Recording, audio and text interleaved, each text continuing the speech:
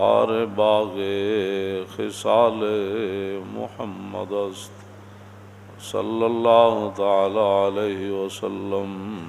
میرے ہاتھ میں تھا جب تک میرے مصطفیٰ کا دامن، میرے پاؤں چومتی تھی یہی گردش زمانہ۔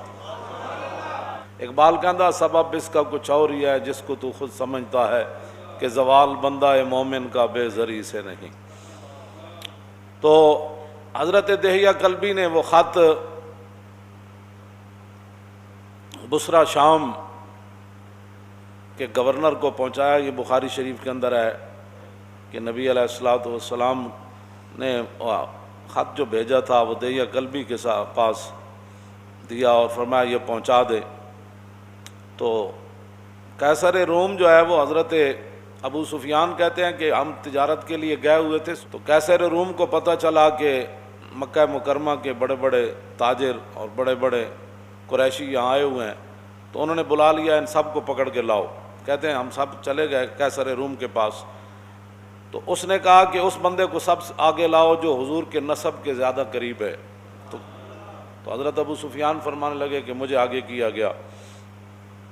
کہا کہ آپ حضور کے زیادہ قریب ہیں حضور نسب کے؟ انہوں نے کہا، فرمایا ادھر بیٹھ جاؤ۔ بٹھا دیا۔ فرمایا میرے ساتھ جتنے ساتھی تھے ان کو میری پیٹھ کے پیچھے بٹھا دیا اور کہا کہ اگر یہ حضور کے بارے میں غلط بیانی کریں تو آپ نے مجھے بتانا ہے۔ اس نے پھر رسول اللہ کے بارے میں، یہ بخاری شریف کے اندر موجود ہے، اس نے پھر رسول اللہ کے بارے میں سوالات کیے قیصر روم نے۔ تو اس نے ترجمان بلایا، کہا کہ ان سے یہ پوچھو کہ جنہوں نے یہ دعویٰ کیا ہے ان کا نسب کیسے ہے، کیف نسب فیکم؟ تو کہنے لگے میں نے کہا کہ فینا ذو نسب، اور تو بڑے عالی نسب والے ہیں، بڑے بلند خاندان والے ہیں۔ پھر اس نے کہا کہ ان سے یہ پوچھو کہ آپ کے خاندان میں حضور سے پہلے کبھی کسی نے دعویٰ کیا نبوت کا؟ تو انہوں نے کہا آج تک نہیں کیا، حضور نے دعویٰ کیا۔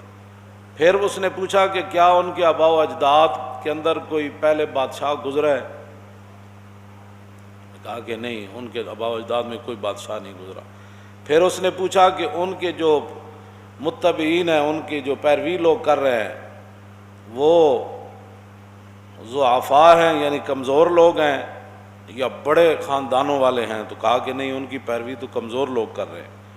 پھر پوچھا کہ ان کی تعداد کم ہو رہی ہے یا زیادہ ہو رہی ہے؟ نے کہا نہیں، ان کی تعداد تو بڑھ رہی ہے۔ پھر اس نے پوچھا کہ کیا کوئی بندہ اپنے دین سے ناراض ہو کر کبھی کوئی واپس کفر کی طرف پلٹا؟ انہوں نے کہا نہیں، کبھی بھی کوئی نہیں پلٹا۔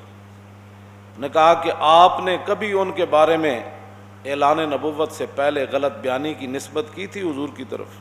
نے کہا نہیں، کبھی بھی نہیں کی۔ ابو سفیان کہتے ہیں میں ایک بات اپنی طرف سے داخل کر سکا کہ صلح حدیبیہ کا معاہدہ ہو چکا ہے، اب دیکھتے ہیں حضور وعدے کی پاسداری کرتے ہیں یا نہیں۔ کہتے ہیں سوائے اس کے میں حضور کے بارے میں وہاں کوئی بات نہیں کر سکا۔ یہ رسول اللہ کا مقام اور شان ہے، اور اگر آج کوئی ان کے بارے میں بات کرے تو قیصر روم کے سامنے جنہوں نے نہیں مانا، وہی تو فتح مکہ والے دن مسلمان ہوئے نا حضرت ابو سفیان، لیکن ایسے پھر مسلمان ہوئے کہ جاتے ہوئے پھر وہاں حضور غزوہ حنین کے لیے گئے تو ایک آنکھ وہاں دے دی اور دوسری آنکھ جنگ یرموک میں دے دی، تو پھر قیامت تک کو کتا ان کو بھونک نہیں سکتا۔ اور جنگ یرموک میں جب حضرت ابو سفیان نے بات کی تھی نا، سب صحابہ نے کہا کہ حالات اس